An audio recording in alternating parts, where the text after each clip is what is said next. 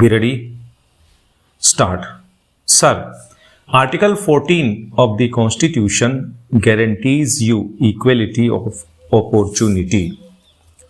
It disallows any kind of discrimination on the basis of place of birth, sex, religion, etc.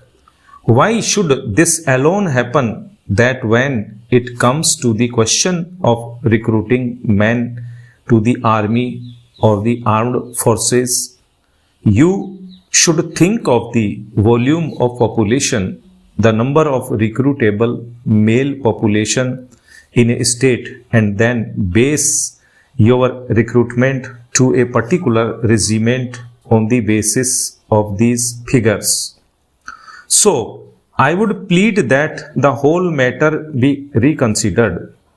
Otherwise, what would happen is that on these two counts alone, the disparity in pensions, the reduction in the recruitment quota to the various regiments of the armed forces, the resentment against these policies and these procedures would continue to go on, and one day this can burst in such a big dimension that it will not be controllable. I would also plead for some other benefits to the ex-servicemen.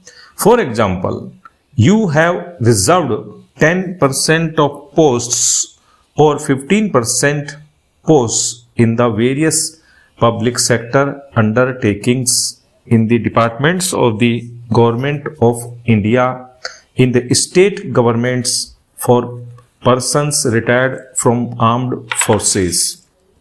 But have you ensured that the system is working well? Where is the monitoring system? Is there any monitoring system in this country under the control of the Ministry of Defense, or let us say tagged on to the Directorate of Resettlement and Rehabilitation, which ensures that whatever percentage was fixed for every state, for every department, for every public undertaking has been implemented, and the people who served in the prime of their life in the armed forces of their country, who gave their sweat and toil, sometimes their blood also, are not driven from pillar to post just at the suggestions of a few clerks and petty officials.